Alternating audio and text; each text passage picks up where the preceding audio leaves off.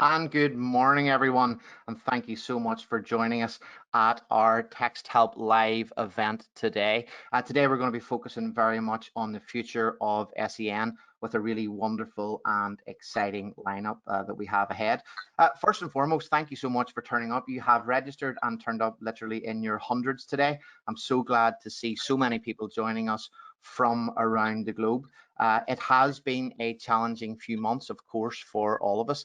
Things have changed practically overnight with the institution of lockdown in many of the countries that we're working in, and therefore we've had to adapt our priorities, our focus on teaching and learning, and of course our provision for our special education needs pupils.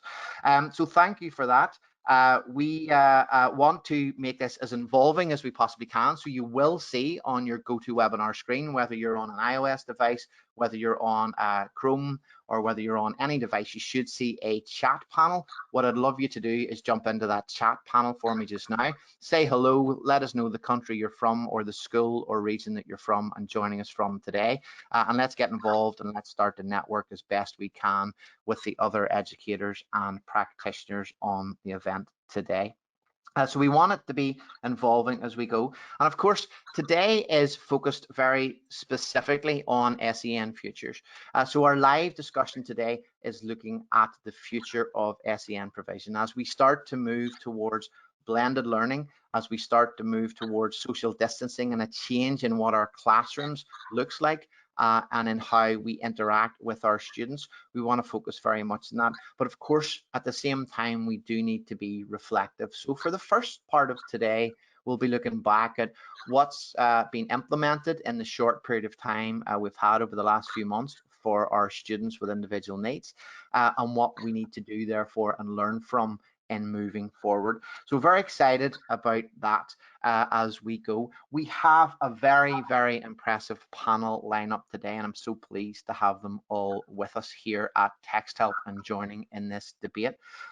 Normally it's my job to talk a lot on these webinars, and so I'm very privileged and fortunate to be your host for today. I have my cup of coffee at the ready, and my job here is to ask the questions and to learn as much as I possibly can, and hopefully we can all draw something from each of our amazing panelists here. So in terms of the panelists, you should see most of them on your screen now, and in just a second I'm just going to jump out of this slide that you can see on screen. And we're going to be able to interface with all of them. So in no particular order, we've got Simon Tanner, Director of SEN at Bohunt Education Trust, Vicky Schoenhofen, Specialist Support Teacher from South Lanarkshire Council, Local Authority, Deborah Kennedy-Martinet, and Deborah joins us all the way from Muscat today. So welcome, Deborah. And Deborah is Senko and Assistant Head at a South Global School there. Kath Lawson, Director of Inclusive Services at the Rete Learning Trust, and of course Charlie Love, who is Education Support Officer for Aberdeen City Council. And last and definitely least on that list is of course myself. I'm Patrick McGrath. I am Education Technology Strategist here at Text Help, and it is my pleasure and privilege to be here for the next hour or so today. So with that in mind, I'm going to jump directly into the panel. So we're going to pop them just on screen round about now. So you should start to see our panel directly on screen. So hello panel. I don't know whether you waved as we were going through the introductions there, and you may well be in different order than I see our panel, but no doubt you'll get to experience some really good input from each and every one of them today. Now, I said at the outset, we want to be as engaging as we can here. We're all used to our Zoom meetings, our Google Hangouts, and all of the various tools that we've used.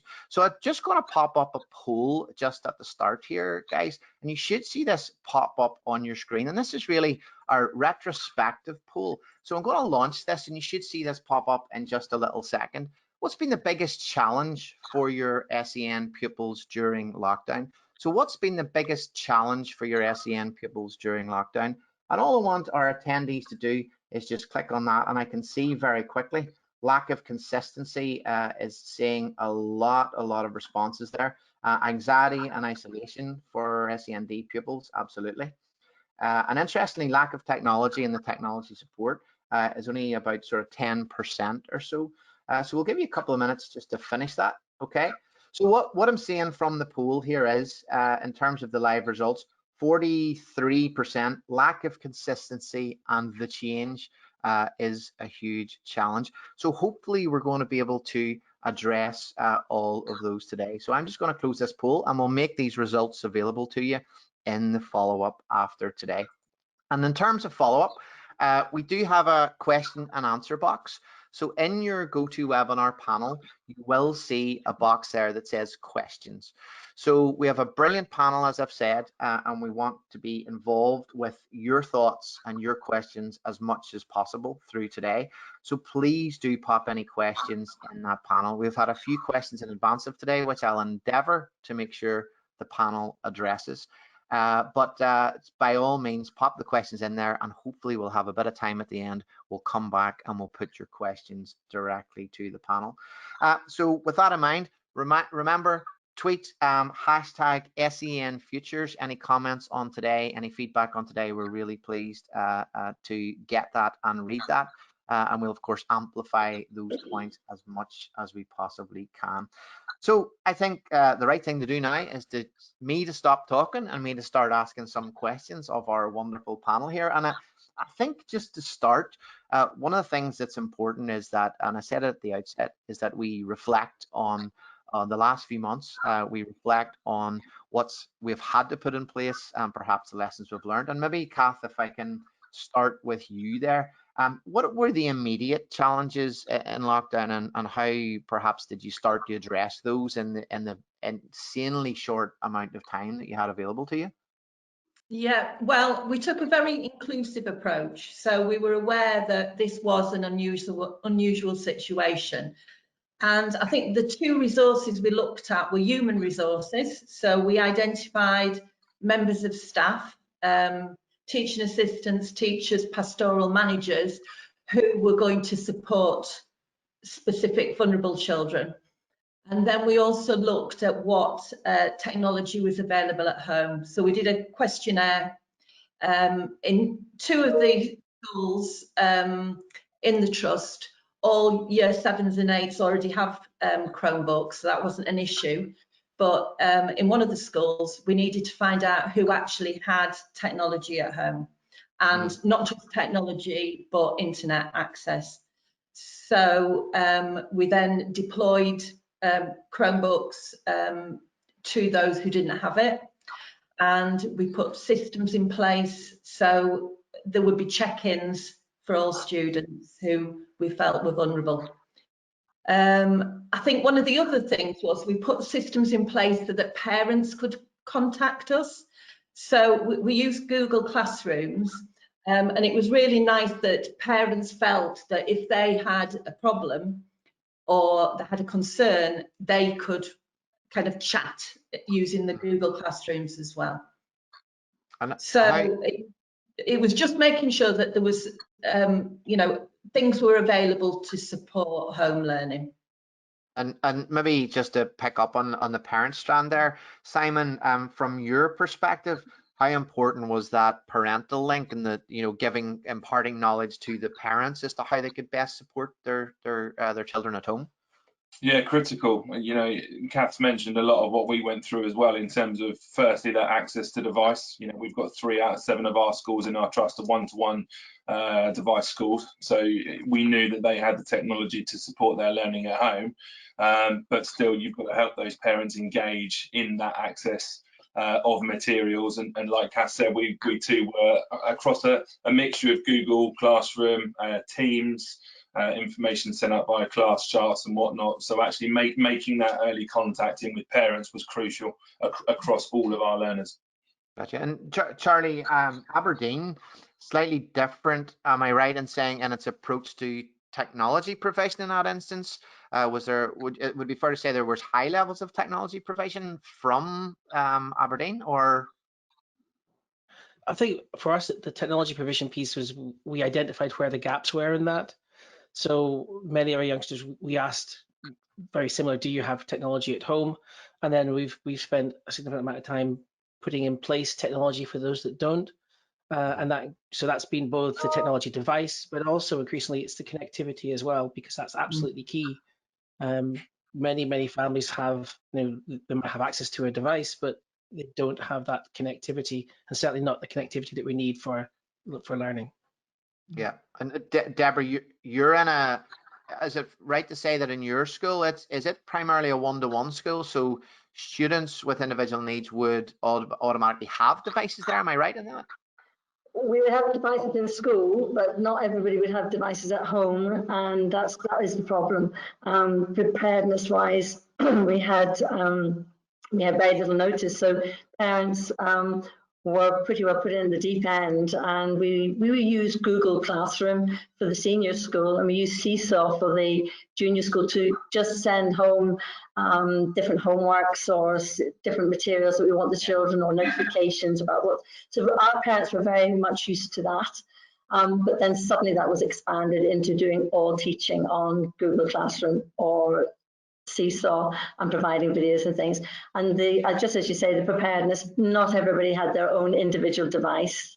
Not everybody had an internet connection, and children were sharing maybe one device between 2 or 3 children. So things like having live Google lessons and things like that, or Zoom lessons or whatever, wasn't really a possibility. So we had to do a lot of recording. Although parents did like the live lessons, it wasn't really physically possible if you've got multiple numbers of different children, let alone just your SEN children, who definitely have to have their own device. So for us, that was our lack of preparedness, if you like. We were taken by surprise. It came very quickly, the lockdown. And Vicky, you've, in terms of looking back on how things panned out for you, so you're dealing with a sort of a mixed range of students there, as well as the other experts on the panel, but you would have had, say, non-attenders there as well. I mean, how did you ensure that they didn't fall through the gaps whenever we moved into this lockdown situation with even less contact and communication? We've had we did spend a couple of weeks. We knew this was coming. We knew it was coming. We didn't know how long we would have. So our pupils that didn't attend often, we checked in with them very early on, made sure that they had technology at home of some kind. The high schools in particular have used Google Classrooms to check up, much the same as the other people have said, that used them to check up on attendance. So if they haven't logged on for a few days, somebody would call them and just check that everything was all right, and that and that there was no problem, there was no issue at home. But in terms of how much they have engaged, that it varies from pupil to pupil. We've had some pupils who have sort of have actually found it easier to engage because it's not been face to face, and there's not been any pressure on them, and they could log on whenever suited them. They could complete the work at their own pace. They weren't under any pressure, and some of them have, as expected, completely disappeared off the radar. Yeah, okay. And what looking at some of I mean, everybody's talked about communication there, both with parents and with students, and the technology platforms we've used. But in terms of the connections with that wider support network that our students may well be used to, so whether it's an individual speech and language therapist or individual practitioners that support very particular needs of the students, how has that changed in lockdown? Has that been a particular challenge, or has technology helped cement that? Has technology been important there, or has it been old school in terms of how we maintain sort of IEPs and HCPs and CSPs, etc.?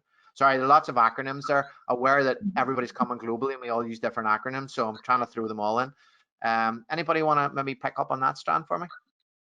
I know that one of our specialist teachers from the local authority, they've been using Zoom or whatever to support. So I think that there is, but I don't think it's consistent. That's what I would say. Yeah. Okay. I think a lot of.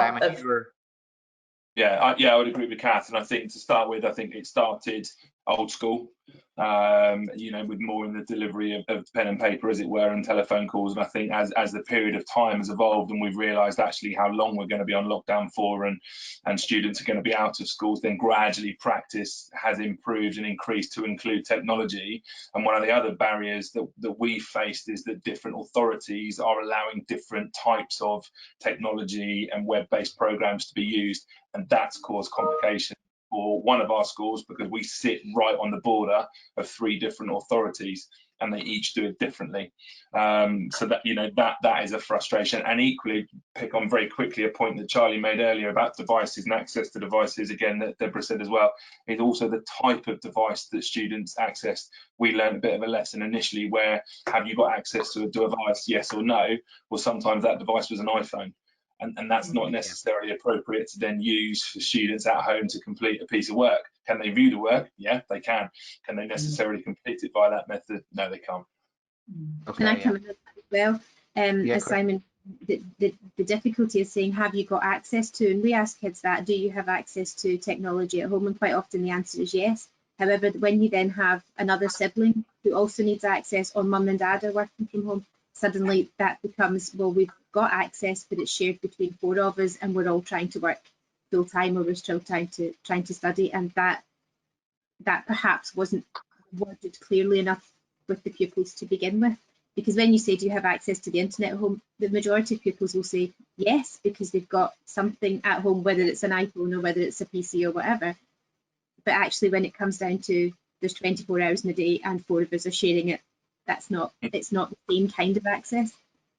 So how, a big question on this, and this is probably to all of you, but Vicky, if you want to start, I mean, how do you address that? I mean, I'm very fortunate. I'm sitting here. I've got my device. My wife's got her device. My daughter's learning on her device. So we're all good. But I'm absolutely aware of the exact situation that you've talked about, Vicky. And how do you address that? And whose responsibility is it to address that?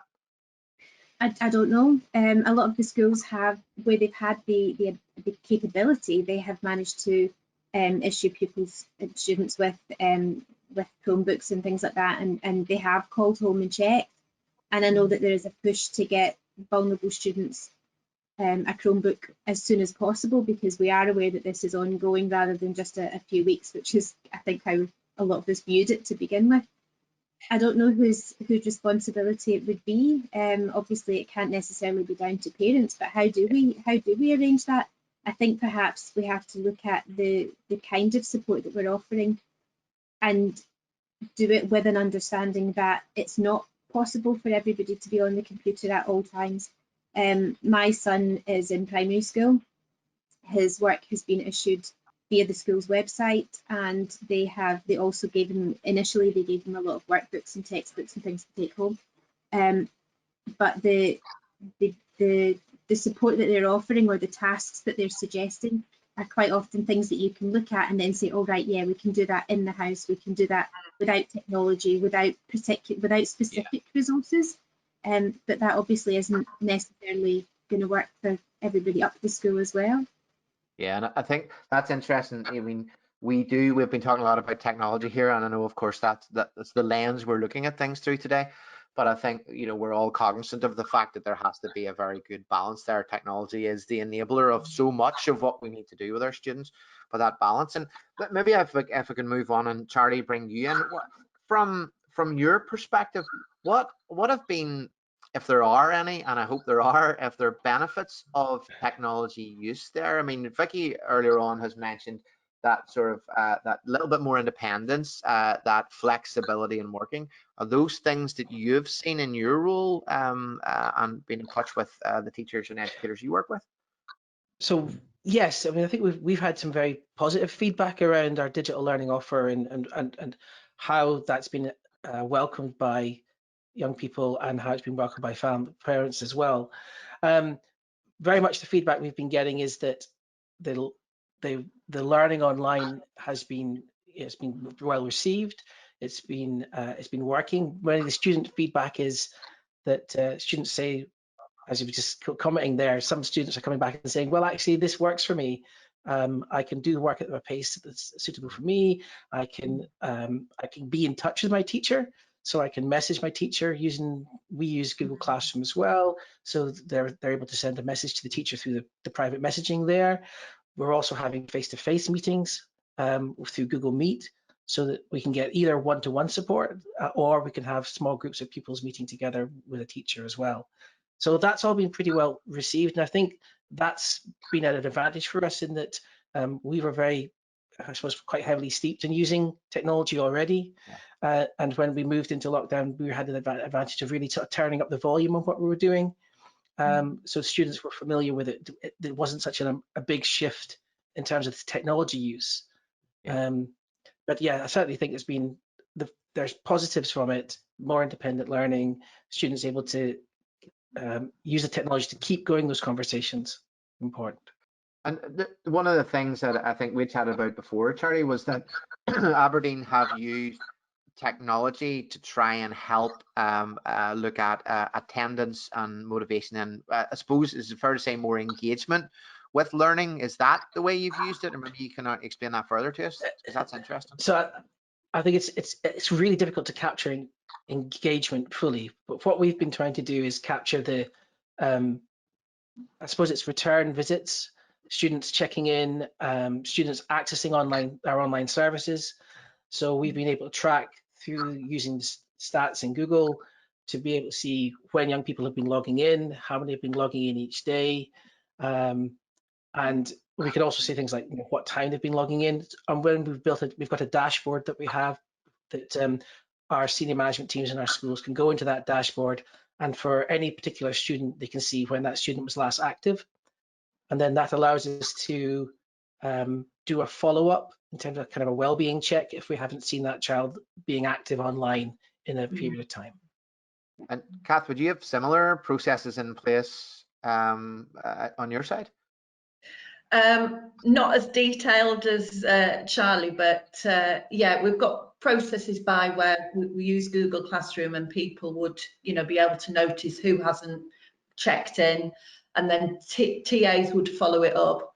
I think one of the interesting things is that early on, students would say things like, "I'm fine." So you would have that talk, and they would say they were fine, and it wasn't till week 3 or 4 that it actually unravelled a little bit, and people could then start being more proactive and seeing what needed to be done to help them. Yeah. So whether they were getting too many emails, or sometimes there was stress from parents because they were actually seeing what their children were struggling with. That was quite a bit of a stress. There was lots of positives as well, but I think it's had to be like a bit of a detective work as well. It's it's getting the students to find out what helps. Yeah. Those students who've got poor processing difficulties, that ability to listen back, then listen back again. I know one of the students who I worked with is year 6 now, and his mum said that that's how he watches TV. He watches a bit of a video, and then he watches it again, and he watches it again. That's his learning, that's how he learns. And this has allowed him to do that. From a personal point of view, my son is doing adult education, and previous to lockdown, he would have to go 20 miles to sit for 2 hours, do it with a teacher. During lockdown, he's had twice a week Zoom lessons and work provided on the computer. It's just been a game changer for him. So yeah, lots of positives. Yeah. And Deborah, from your perspective, just picking up on some things Kath said there, how do you ensure that you keep in touch in your school at a student and a teacher level, and keep a good eye on progress, and keep a good eye on how those students are coping, I suppose, or thriving, as it may well be, under lockdown, because everybody's different in this? Yeah, at our school, we try just to keep it to classroom-based lessons and sort of program of delivery. But anybody who had with SEN or EAL difficulties, we have a lot of EAL as well, they had access to obviously their form tutors, but they also had access to the SEN department, the EAL department, and we could then have meetings or whatever that they needed. Parents likewise. It was just, I have to say, it was a huge learning curve. The first 2 or 3 weeks were a bit, when beginning of March or in the middle of March for us, it was a huge learning curve, both for parents, children, and for teachers. Whilst we all got used to, do we do live lessons all the time, which we very clearly couldn't, and obviously having access to equipment and things, and everybody's home is different. Plus, so it was a question of having the Google Meets or the Seesaw Meets, Google Meets every week with their teacher and the children. They loved that. And anybody who wanted any parent consultation, they were able to either email us, obviously, or have a Google Meet as required. And I think we've actually got it. I think as it's evolved, things have calmed down a bit and people have become a little bit more confident, and skills have, for everybody, have been upgraded. I think we've all had a huge learning curve. But feel a lot more confident and more relaxed. I think we're a bit hysterical at the start, if I'm really honest. Yeah, I wrote a blog piece just at the outset of remote learning, and I likened our teachers to Olympic class swimmers who couldn't swim at all before lockdown. And I didn't mean to take anything away from teacher skills out there, but the lengths of progress that have been made over these few months is just unbelievable. And I think one of the traps that I think we can fall into, at least parents can fall into, I think, is that expectation that all learning is online and learning is only happening when it's a video type lesson. And from my own experience, I've seen those perhaps to be the most ineffective of learning environments because it's heavy instructional time and it's not differentiated.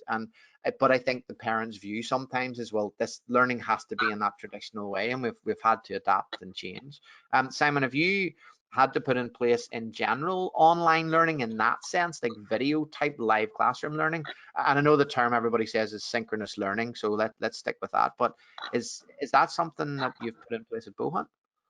Yeah, it is. I mean, we started very much by posting work online, via the various formats that I mentioned earlier, very similar to what other people have mentioned as well. And then gradually, as this has expanded, it's then moved to live lessons, whether that's been a pre-recorded message via Loom by the member of staff, this is what I want you to work on now for the next 10, 15 minutes, or listen to this and then go away and do this. I think the biggest challenge has then been for the work, you mentioned it yourself, Patrick, about the differentiation, where the work has been set specifically for that class and that group of students. Yeah. I think it's been a lot more successful as opposed to a bulk piece of work that's very generic instruction that actually doesn't mean much.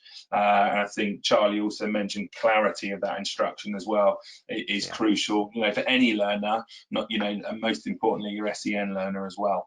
And then we've gradually built on that as we move through. But the same issues of, well, one, can the students all access to live lessons? Two, does staff have the right access to correct bandwidth and a device at home, and can they upload? So we've got staff coming into school now to record or deliver their Zoom lessons, and then they're going off site.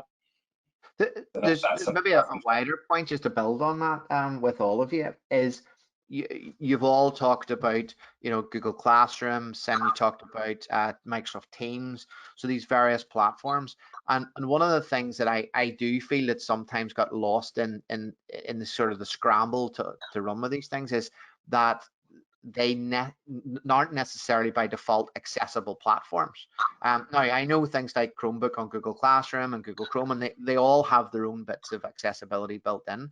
But has it been a case now that we've had to focus and look at how we make these experiences more accessible? Because if you take an individual classroom and a teacher who is now assigning work through, say, Google Classroom, how do we ensure that we're not simply catering for that middle ground of students and we're able to provide accessibility for all of the other students outside that?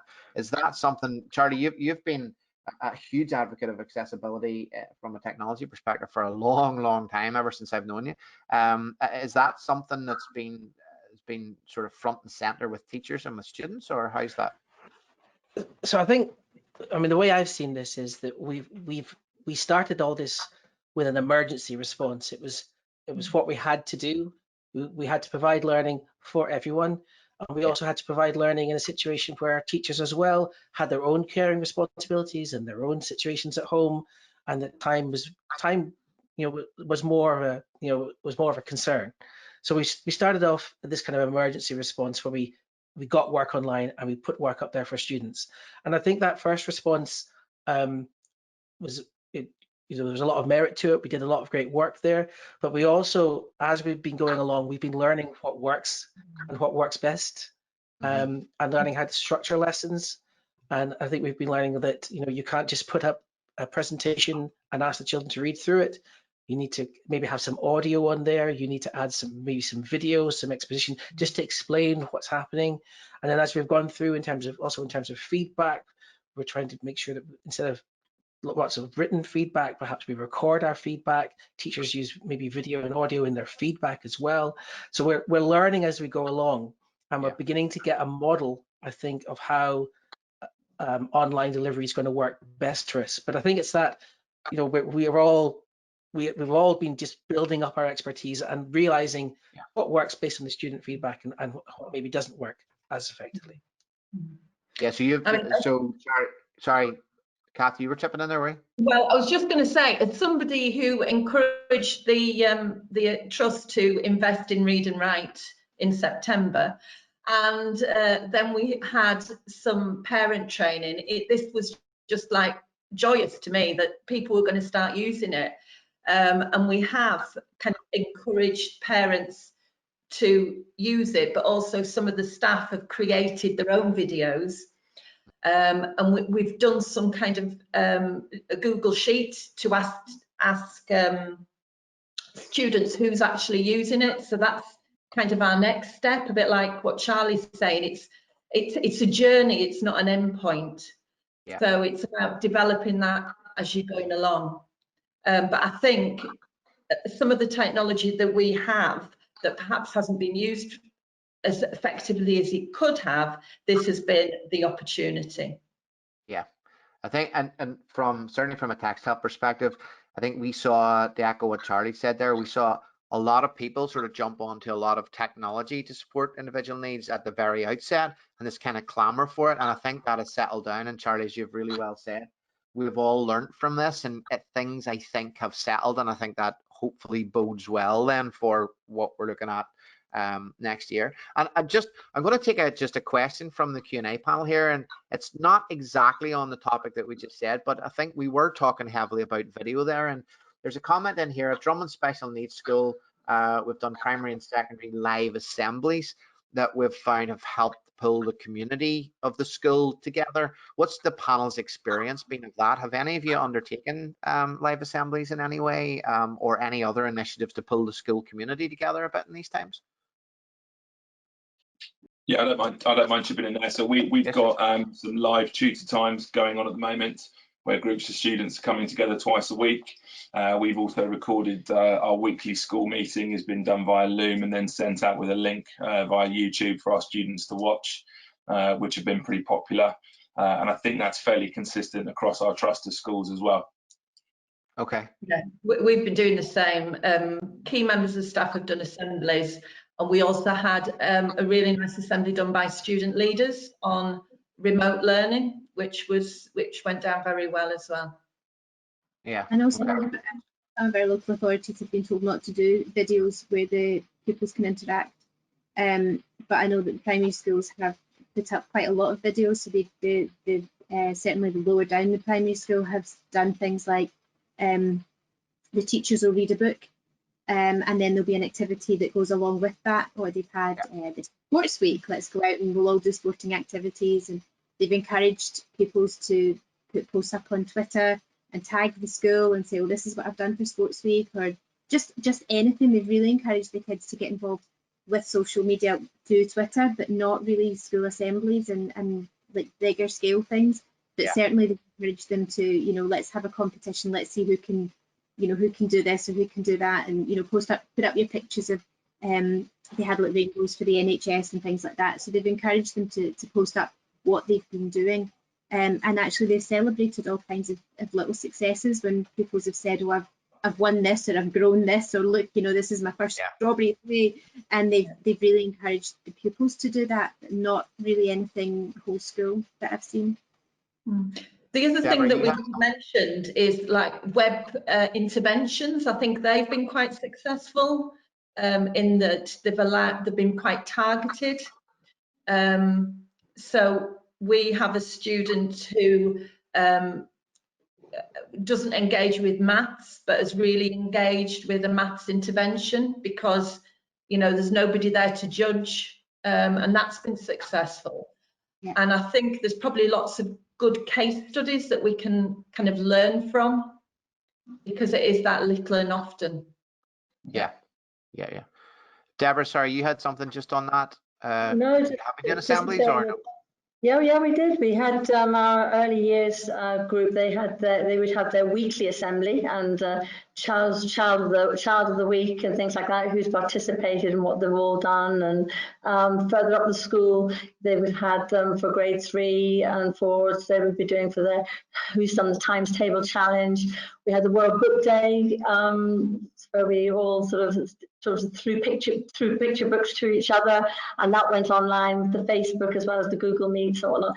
So it's gradually evolved and grown as it's metamorphosed into something that's given a connectivity to everybody from the top end of the school, is the grade 10, 11s, right the way down to the early years and whatnot, which is quite good in these times when we haven't seen anybody for 3 months. So it's been really, really helpful, I think, to help people feel that connection, which has been good.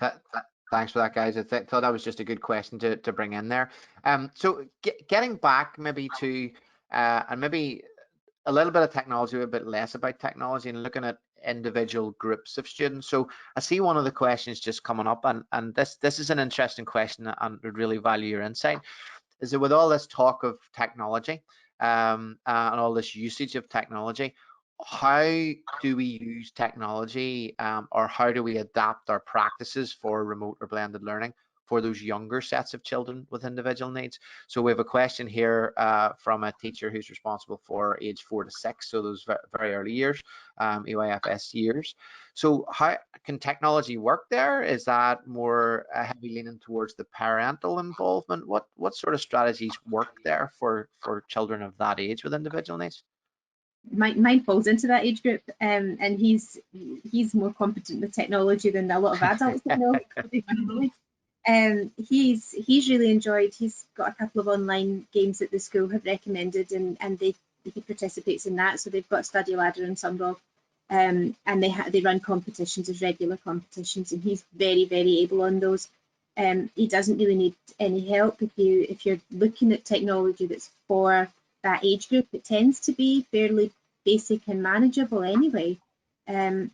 Yes, the text to speech is a huge help, because it means that we don't need to read things to him, but at the same time he is keen to try to read. He wouldn't necessarily need that, except for maybe the harder words that you could click on and have it read to him. Yeah. Simon, Deborah, anything from your perspective?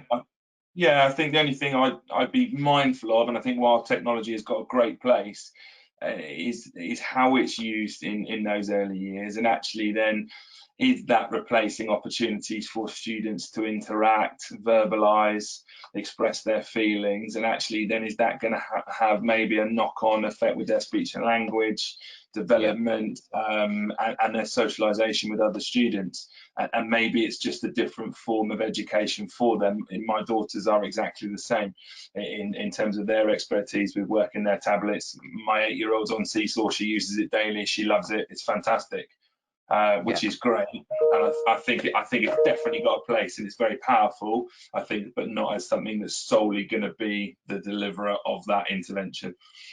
Yeah. Okay. One of my favourite apps it's called Easy Spelling Aid, and the student speaks into it, and it writes what they say. And I've had real success with frustrated younger children between 4 and 6 who can't actually write, but they can speak, which obviously is what you need to do before you write. And there was one boy I worked with last year who actually went from just speaking and copying it to have the confidence to write.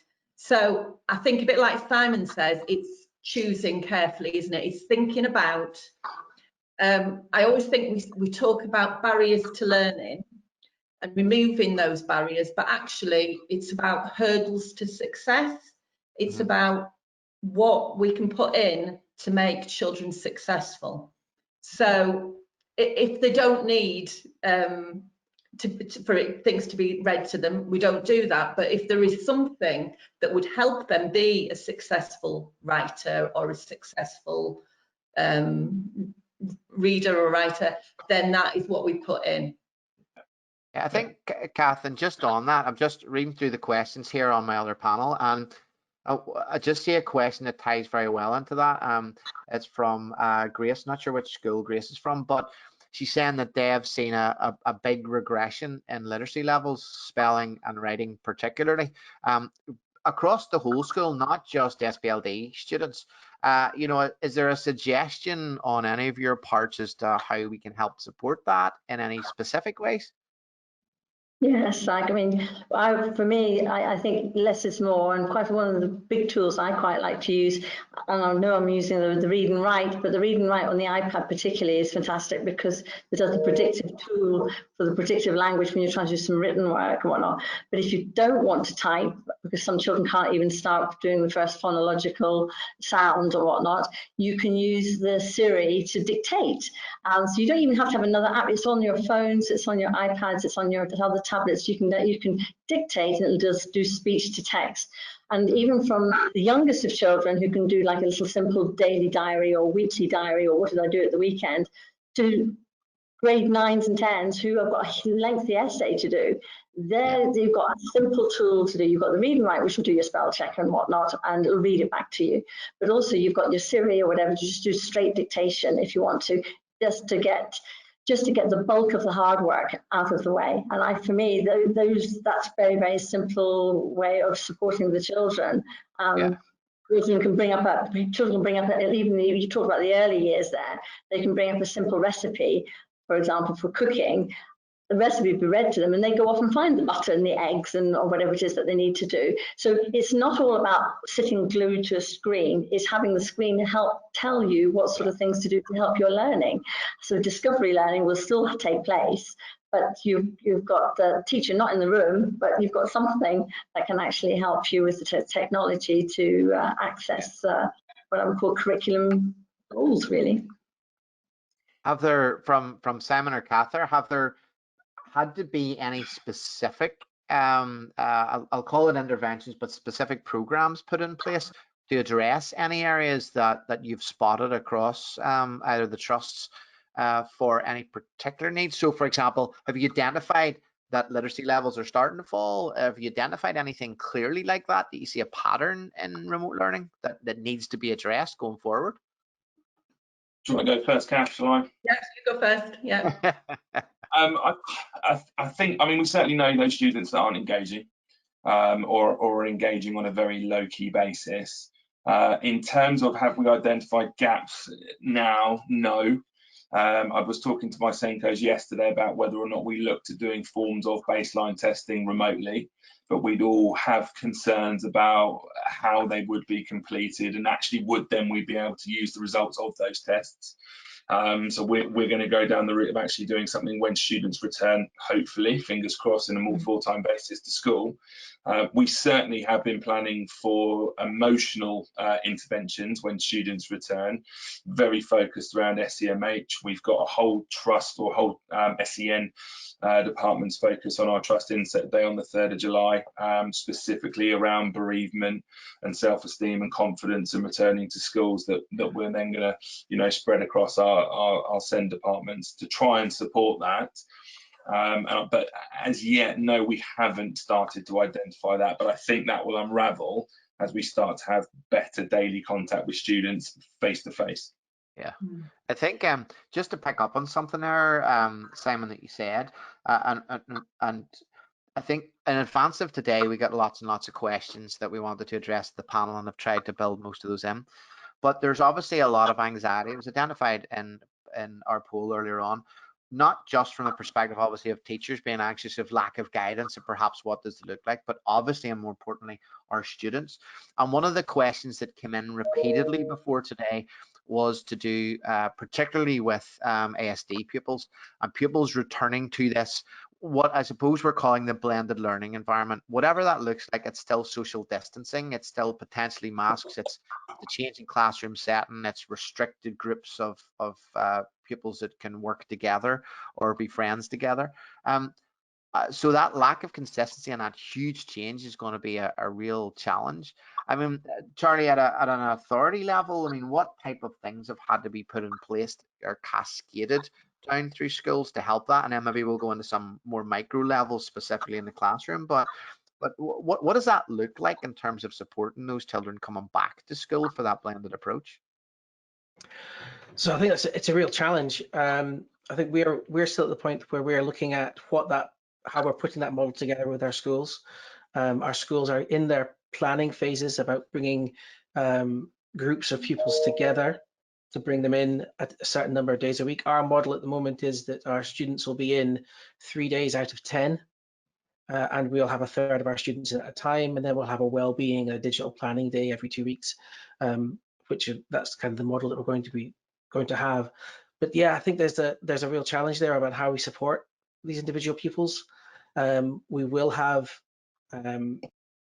social distancing throughout, which will need to continue, and that means that how we work with these young people is going to be quite different. So I don't have a very specific answer to that. I think it's an evolving picture, and our kind of planning stages is really thinking about the individual children and what can we put in place for them.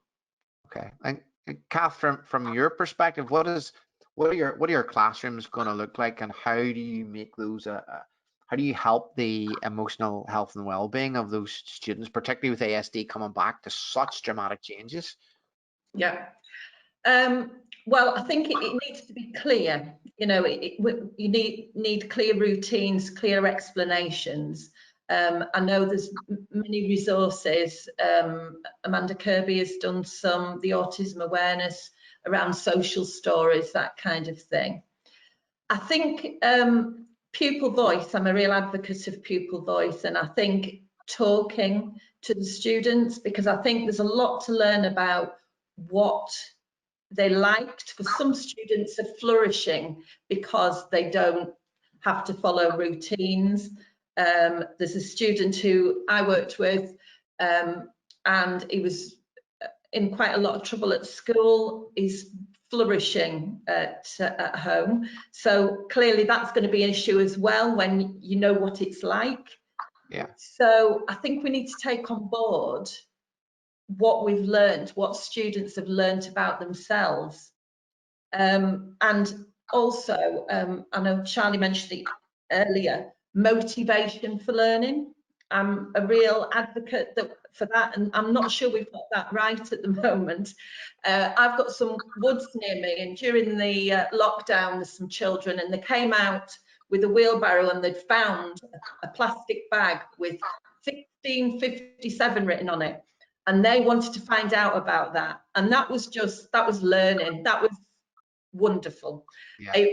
And it's about, and I know that at Richmond, we have, and in the trust, we've celebrated students who have done other things rather than just the academic work.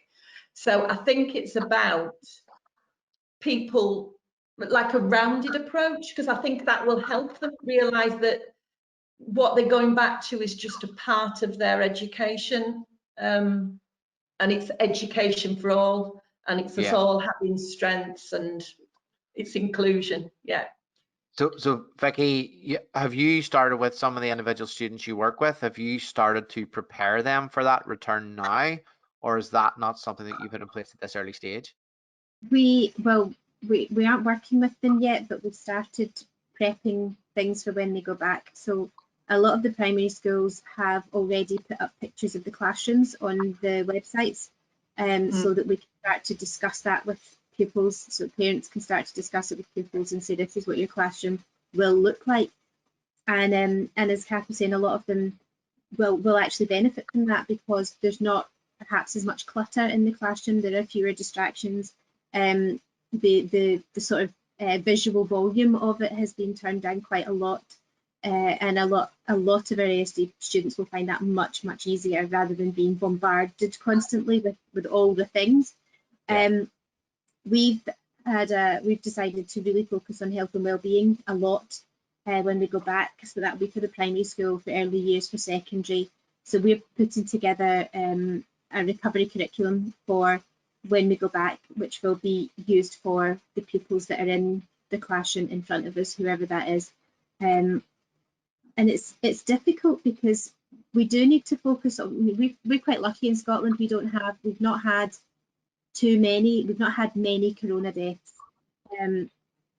And while one is too many, we're not in a situation where we think that the majority of pupils will know somebody who's died from it. So bereavement isn't such a huge focus for us. We are already trained in bereavement counselling, so we will go in and do that if need be. But we are looking much more at resilience and building back up their social abilities, because they will have struggled. They've had months and months with very little contact. So we're looking at activities that will encourage that, but that can be done in class without there being group work, without there being shared scissors, without there being any shared resources, because we can't do that. So we're looking more at getting these resources available and having them online and available for our cluster schools so that anybody can just pick them up. I mean, it's literally a grab and go resource with minimal preparation involved.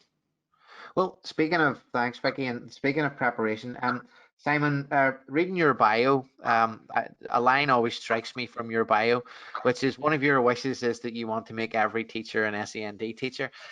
So, and I think that's a lovely thing, and I think that is so particularly relevant in where we are today. So, moving on to teachers, how do we, Simon, give teachers the help and support they need in looking at this potential return to school and the environment is? What do we need to do for teachers? Is it technology training? Is it CPD training? Is it more awareness of accessibility? What, if you were to pick a couple of strands out, where do we need to focus our efforts to help our teaching colleagues? I would probably be a bit controversial and ignore those excellent suggestions you just made and just go, you know, That's why you're the expert, I'm not, Simon. I mean, they're all very good and all very worthwhile, but know your students. You know, the biggest thing is know the group of students that you've got sat down in front of you, and what makes them tick. And you know, we've been making calls weekly and recording logs of conversations on class charts.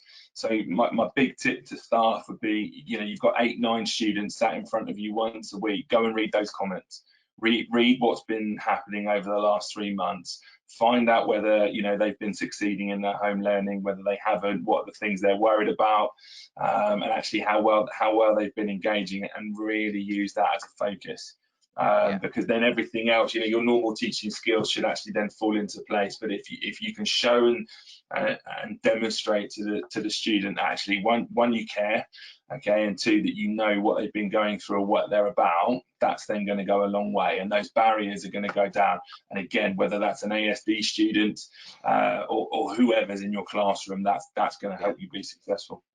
Very important. And just actually, just on a similar theme, just maybe Charlie picking up with you there. I mean, if we make that shift slightly to our students, one of the things that I know Aberdeen has always been excellent at is running workshops and training to show the children under your care exactly how to use technology to support them in individual areas and help. Is that something that you think has to be ongoing? Is that something that we need to ramp up? Like, do we need to increase the skill level of understanding of technology for learning with our students? I think we need to continue to do the work we've been doing. I think our students have been getting more and more afraid with the technology as we've progressed. I mean, as you mentioned there, when our students have been using the technology in the classroom, we've done a lot of training and mentoring support around using text to help read and write, and having peer groups of pupils being supported groups of pupils working together with peers to get trained up in how to use read and write. And we've continued that piece of work around upskilling our students.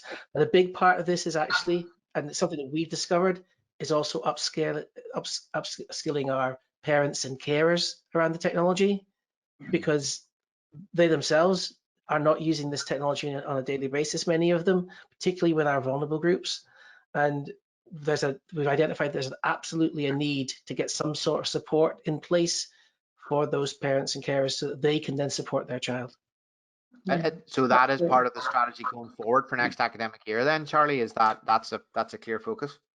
that's something that we've put into part of our recovery plans, is to look at how we can do that. Okay. One of the plans, one of the plans we have for well, it's a plan.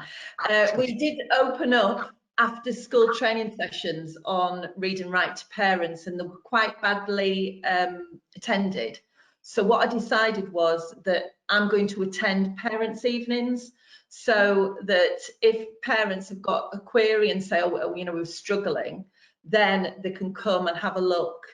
And it's kind of like a captive audience. I mean, there will be some we don't get, but I think that will be a better way of actually sharing what is available in a personable way.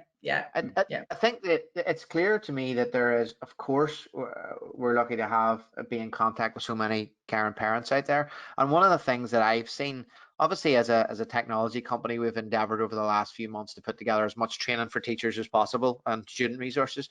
But just last month, we ran our first proper early May. We ran our first webinar for parents, and it was oversubscribed. And you can see that there's a thirst there for people. What is this thing my kids are using? And more importantly for us, how can it help support them? Because I don't even know what it is.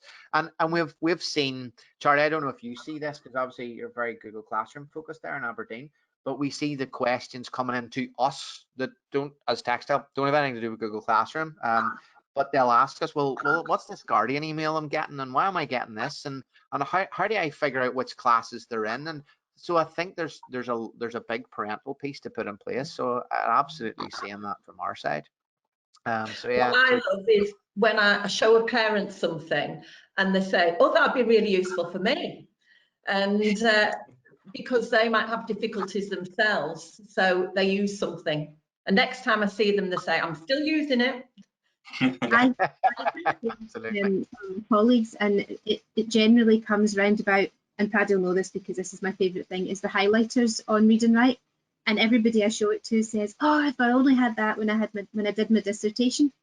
Yes, but I think what you're seeing, Paddy, is what I see with my non-attending students, is that if they have work that's online that they can do when it suits them, they will be more inclined to do it when it suits them rather than when it's a prescribed time. I know that at a parents' night, Kath, you would have them as a captive audience, but some people don't necessarily want to be seen to be learning it, and some people don't really learn it just first off, the first time they do it. And so, like we were saying with that pupil that you'd mentioned earlier on, they might need to watch it back and watch it back. And so I think that's why the webinars possibly are more successful, because parents can say, well, I didn't quite get that, so I want to watch it again, whereas they might feel a bit conscious in front of what are essentially peers and other adults. So I think it might be the same kind of thing. Yeah, the only thing is that we do recommend Read and Write for everyone. It's not an SEND tool, it's an inclusive tool. So we recognise that, like you say, the highlighters can be used for A-level students can use it. So there's not meant to be any problem with them acknowledging the need to use it. Yeah. Well, you know what, and I think hopefully this is something that does sort of shine through as we go forward into blended learning, that the tools that are helping support those students with individual needs are now finding a wider use with our wider body of students. And so that I've always talked about that stigma of specific tools for those students, and we obviously fight against that, all of us, quite heavily, but I'm hoping that it starts to level the playing field of that, and that more students start to use these tools in a wider sense. I mean, Deborah, you talked about Siri earlier on, the Google dictation tools, all of those tools are there, and I'm hoping that throughout this, students are starting to find their voice, quote unquote, with those things, and it's starting to be a much more level playing field.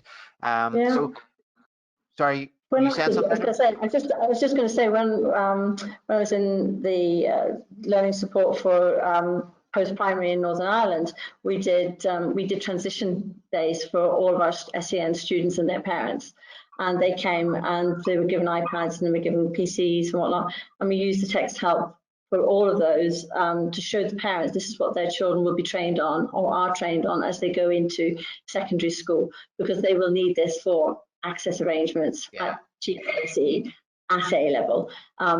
And we want them to use it from the very beginning, because that's going to be their normal way of working. So we'd have trained up all parents and pupils, given them all the tips about the read and write, but also for all the other bits and bobs like text grabber for translation and the Siri and whatnot, because less tools, but more accessibility and more independence. And I think that's really, for me, is what it's a good time for SEN students to be getting support, because we've got lots to offer them. Do you think, though, Deborah, in that, I mean, I have a concern over, say, our plans for the exam period at the end of next academic year, and things like the exam situation changes, social distancing there, those students who are used to human readers, as an example, might have to shift that. But that aside, because that's not an immediate concern, but we'll have to be focused on it next academic year, do you think, panel, that our ordinary way of working has shifted dramatically? Has everybody's ordinary way of working shifted dramatically? Is that fair to say? Yes. And so as we go back, things will have changed. You know, and with that in mind, can we go back? As in, does technology here to stay going forward to support this new way of working? Or do we see it regressing as perhaps social distance maybe starts to weaken over the academic year? I think we've seen an enormous shift for all levels of education. I think universities have all suddenly done everything online. Departments who never thought who were dragging their feet have suddenly had to do it. So I remember reading from one university that 1 week they had all gone online, which has taken them 21 years to try and get all faculties to try and participate. So at university level, I think it's a big change. I think in post-primary, for me, technology now means that all children have better accessibility to the curriculum with the technology, and this has enforced it, because so long as we can allow students to all have a device, I think that's our biggest challenge, is making sure everybody has the right access, device and internet connection. So that's something we have to look at policy-wise. But I think primary, I just think it's been a total transformation. And I would say even our how we're going to approach GCSEs and A levels, etc., etc. I think there's going to be a whole rethink on a lot of these things. Yeah, or sure. adjustment. Yeah, guys, I'm just going to go out to our audience there. I do appreciate, as always, I'm running over time, but I did say to our panel to be happy to stay with us for 10 or so extra minutes, so we'll need to start to wrap up. I do have a feeling that we could probably have kept this for 3 hours today, guys. It's a really good conversation. For those of you who have to leave us with the live broadcast, you will get access to the recording, so you won't miss this last super important 10 minutes, I'm sure. But as we look ahead, maybe just want to stop for a minute and look at sort of policy that's been in place there. Has policy been adequate from either government level or for local authority level? Does that need some change? Because I'm aware, for example, in England, you know, there's been a lot of sort of from the local authorities kind of a little bit of a pullback, and I know, Charlie, that hasn't happened in Scotland, but in England the authorities have pulled back and kind of pushed more responsibility onto the schools with some of the recent guidance. Has policy been adequate, or does it need to be better? Simon? Better. One word answer is fine. Yeah. I think the issue is that it's mixed. Mixed messages, what you get through, it's often late. And then when you get the next update or the next piece of information through, it's then slightly misguiding on what's happened or what's come before that. And actually, you know, that message that you're delivering then isn't then clear to your parents and carers and equally your students. And I don't think that's been great. It hasn't been delivered well, in my opinion. Yeah. And Charlie, definitely the authorities, that's been bad. Sorry, Simon. Charlie, it'd be different in Scotland, obviously, with how local authorities handle that sort of guidance level. So with what I would say, I think Aberdeen City, I think we've been great in providing some leadership around this because we were one of the first local authorities, I think, to get devices out to students, to partner with BT and EE to get dongles out to students so that they could get connectivity. So we had that support in place and proactively went out and did that. And I think now maybe as we're seeing some of the government policy is playing catch up to that. But I do think there's an absolutely key thing here, which is that our students need access to the technology. And more we're seeing that right at the beginning here, we've touched on it numerous times through this chat, is that students are sitting at home doing work on mobile phones, doing work on small tablets that really don't cut it for digital learning and learning at home. And they really need that kind of productivity device, the sort of thing that we would use for our work. They need something like that. And that's what we've been finding, is that we need to find a way to get more devices into the hands of students. And that's a big national policy thing, I think, that nationally we need to be thinking about how can we potentially fund a device for every child. That's something that I think nationally we need to look at.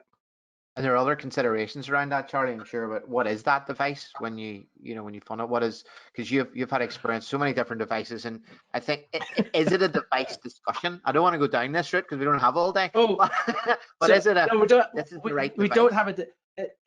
I think it's finding the right device for. I mean, I have a personal perspective on this, which is we've looked at tablet technologies, we've looked at PC technologies, laptops, and we've come to a point where simply for the ease of use, the user experience, we've gone down the Chrome route, the Chromebook route, very much because the device just works. It's just student logs into it. There's not those difficulties around what software it's got on it. The software's in the cloud, and that's really for us. It's worked, and it's worked incredibly well. And it also means that if we have that technology deployed, then we can see what the students are doing. We can see their logins and see their activity, and that really helps to know what's going on. So I think that device has really helped us. But there are different contexts and different situations. If you're not using G Suite, then you might find some other solution that you're using that's maybe better for you. Yeah. And Kath, from your perspective, how's the policy been? Areas for improvement there? Yes. Yeah, just going back to my favourite word, inclusion. It's about that education access for all. And I think if we recently did something called Activities for All, which was based on some research that showed that children with dyspraxia, there is a point to this, children with dyspraxia, it's not that they can't access sport, it's that they don't get the opportunity. And I think putting this in this context, quite often children would be motivated and access home learning, but they haven't got the opportunity. And that is what we need to aim for. Education for all, inclusion. Yeah, and I think for me, if there's one thing that's come out, the discussions around accessibility, equity of access, of access to devices, to connectivity, I think those discussions have been had, and I think collectively we've all got a lot more of those to have going forward, and to lobby and push and drive those messages home. I think from my perspective, the guidance was weak at the outset, but I think, Charlie, as you alluded to earlier, we had a job to do, as did government, and we just had to push ahead with as much as we could do in a shorter period of time. Now we know the picture of next year, and I think we're starting to move forward successfully, reflecting, as we all are in terms of being practitioners, reflecting on what we need to put in place. So we are way over time, so we're going to have to start to wrap up. So I'm just going to ask the panel just in turn here. And Vicky, you're top of my screen on the top left-hand side. So I'm going to ask you first. What do you think? And try and be as concise as you can. The one challenge that that you'd like to raise that lies in front of us for next year, and what's the quick fix for that one challenge? There's a question that I don't envy. So Vicky, a challenge for next year, and what can we best do to help address it? I think for me in my situation, I think it's pupil aspiration. If they don't want to learn, they will take every step they can to not learn. And for some of them, not being in school has meant that it's been a complete free for all for them. And I know that that's how they view it.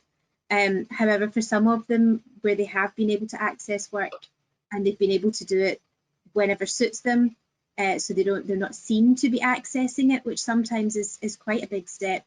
It's worked for them, but I think we just need to get more of those kids of mine back into the fold, so that they don't feel the pressure of having to do work when somebody's watching them, because quite often they do have low literacy skills and embarrassment, but if they're able to do it whenever it suits them, they find that much easier.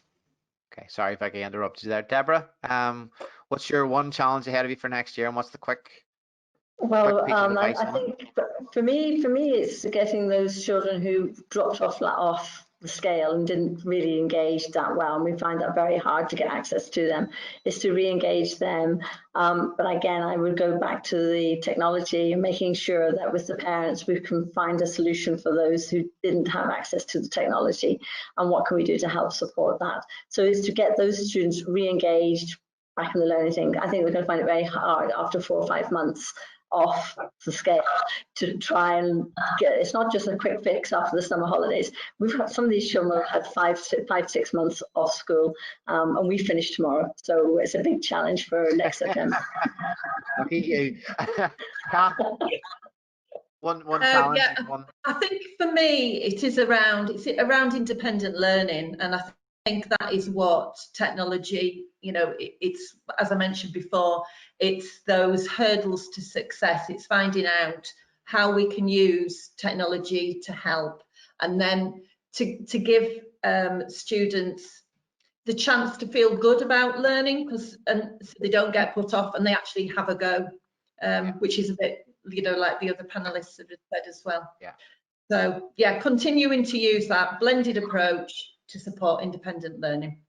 Charlie? I'd say for me, I won't cover the areas that have been covered already, but for me, what I would say, I think it's about accessibility. It's about making sure that learning is accessible for all, and developing a blended learning model that's informed by the research. So it's, I'm speaking to some of our education ITE centres and look about what works in terms of blended learning approaches. So it's getting that model right, and then doing the professional development with our staff so that they learn that model and then can develop resources to support it. Okay, and Simon? Well, congratulations, team, because I wrote down 5 things and 4 of them are gone already. So I would say for me, the big focus that we're on already and looking at is our Year 7 transitions across our schools. So our Year 6s coming into Year 7, making them feel safe, secure, and welcomed, and then ticking all the boxes that the other 4 panelists have just said.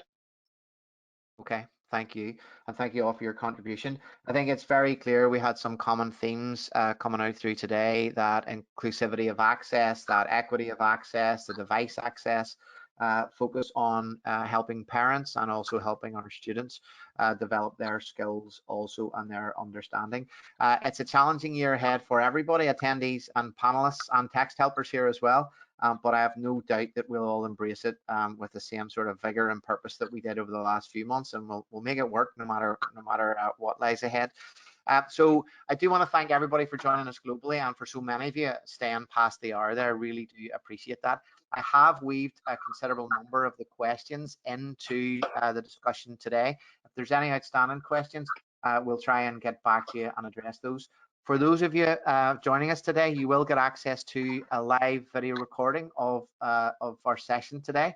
You'll get access to that within 24 hours and some follow-up content as well. And we'll endeavour to address each of those areas that have been raised on our question panel. So thanks for joining us, and a huge thank you to our panel: Vicky, Deborah, Kath, Charlie, Simon.